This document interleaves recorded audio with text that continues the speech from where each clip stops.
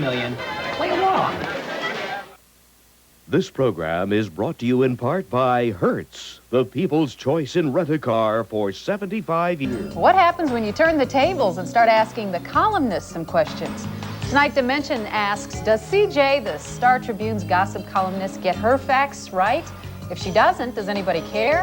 And if not, why don't they? You're watching the 10 o'clock news on Channel 4.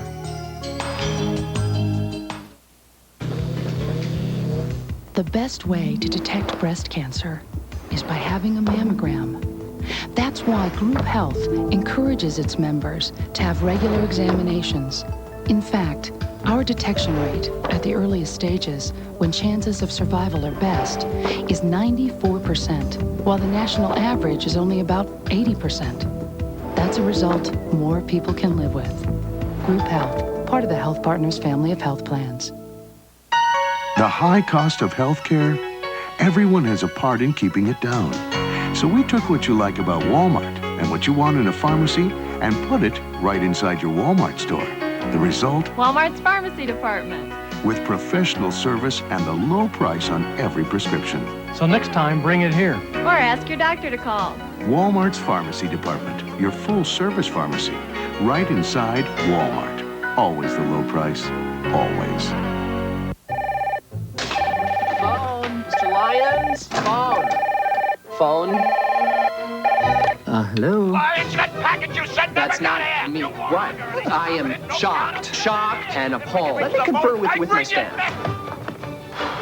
Federal Express? Only Federal Express can confirm delivery in seconds and has a tracking guarantee. Your people received the package at 9:20 a.m. I'm terribly sorry. Say no more. Let's do lunch. Nobody tracks better than Federal Express.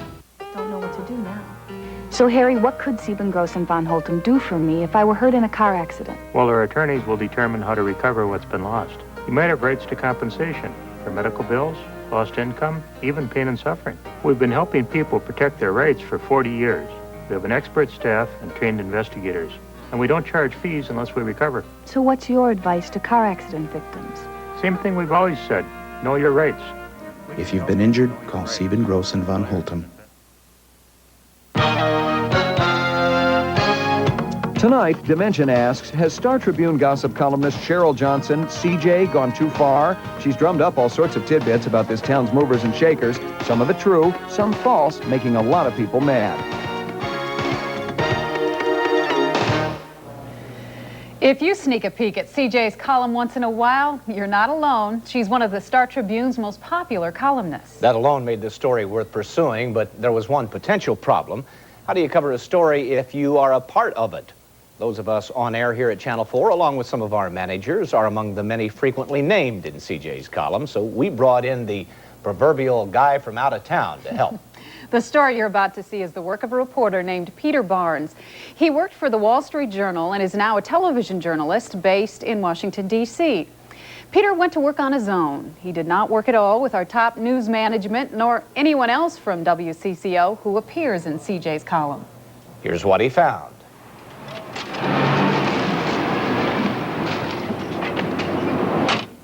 It's another Thursday morning in the Twin Cities, and thousands of people are starting their day with Cheryl Johnson, or CJ, the gossip columnist for the Minneapolis Star Tribune. Well, we'll see. Yep, there she is. I read her every day she's in. CJ, how are you? Oh, man. Wipe that smile off your face. At their home in Excelsior, Skip Taylor and his wife Tamara never start their morning with CJ. Never. In 1991, she told her readers Skip Taylor was involved in a cocaine ring in Colorado. But it wasn't true. CJ got the wrong Skip Taylor. So when this Skip Taylor threatened to sue, the paper published a retraction and paid him tens of thousands of dollars. And why the Star Tribune continues to stand by this reporter is beyond me. I used to like her. Skip Taylor isn't the only one mad at CJ. The problem with CJ is that she doesn't get her facts straight. I don't like going home because I feel like everyone's watching me and everyone's going to call her. She is not a very nice person. I said, this is it. I've had it with her. I'm not going back until she's gone. Enough is enough. Why can't they just fire her? It's finally time somebody takes her to task. The Star Tribune has taken a lot of heat over CJ from the Twin Cities rich and famous. But for better or worse, the paper is sticking by her for one simple reason. The paper is trying to grab more readers. So, for the last few years, management has been giving it a facelift, adding color photos, more news, and features like CJ's column. The newspaper's a business, and in some small way, CJ is part of moving the Star Tribune into the latter half of the 20th century. Now, CJ would not come on camera to talk to me about this story. She says she promised another station in town an exclusive for a TV special. So in her own inimitable style, she told me to bug off. Here's what's on her answering machine at work. This is CJ. I've become a latter-day David Koresh. The ATF is being played by WCCO-TV. And I'm not coming outside when I know you guys are out there trying to get videotape footage of me for your Dimension segment. So, take that. Executive editor Tim McGuire says he wants CJ's column to pull in a new type of reader. And so a lot of those people want stuff that they think is more irreverent, that takes on the establishment. So it's not just young people. But to attract new readers overall. To attract people who are not absolutely committed to the newspaper. That's right. Okay. McGuire admits that to get an irreverent column, he lets CJ work under different journalistic standards. He's exempted her from the paper's 1988 policy on the use of anonymous sources. And he told me, quote, not everything in her column has the same standard of checking. She checks things, but she doesn't have to have evidence that something happened. She has to have evidence that people are talking about it happening.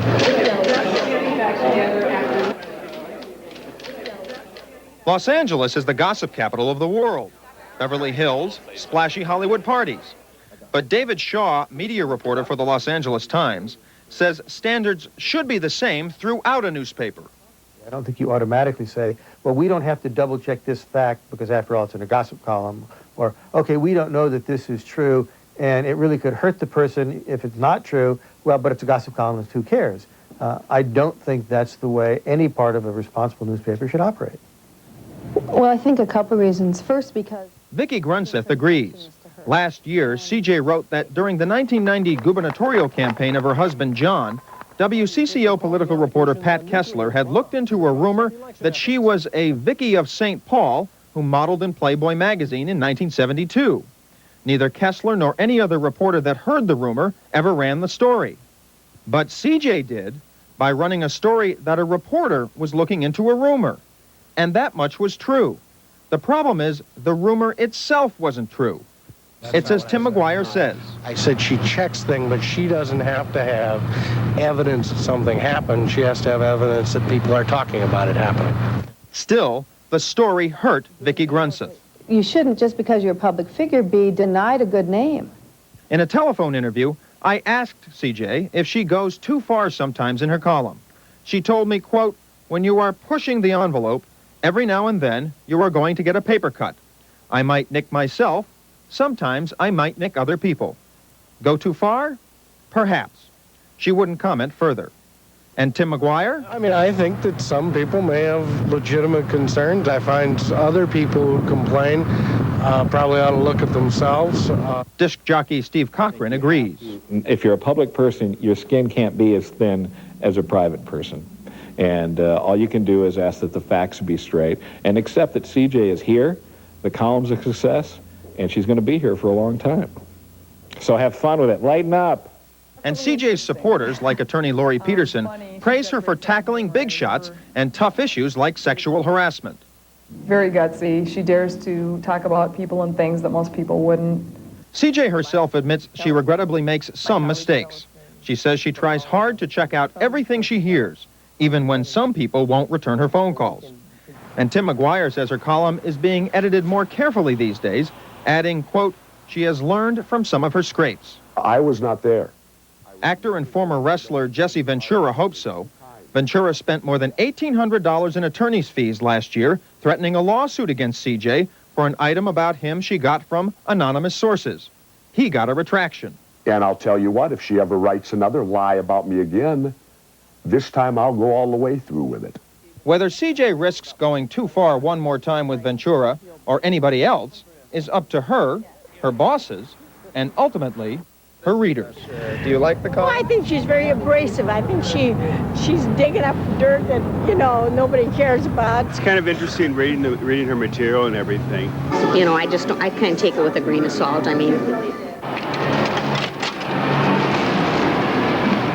For Dimension, I'm Peter Barnes.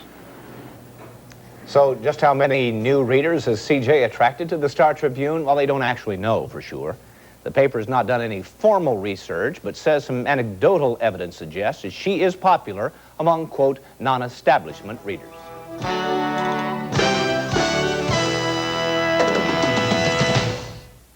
Some are behind bars for theft, some for assault, and others for murder.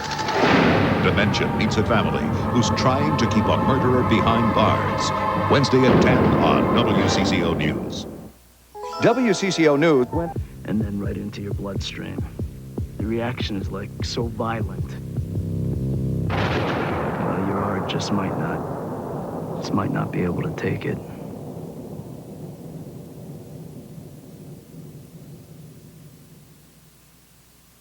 From a symbol of British power to living soap opera, they are front page news on the world.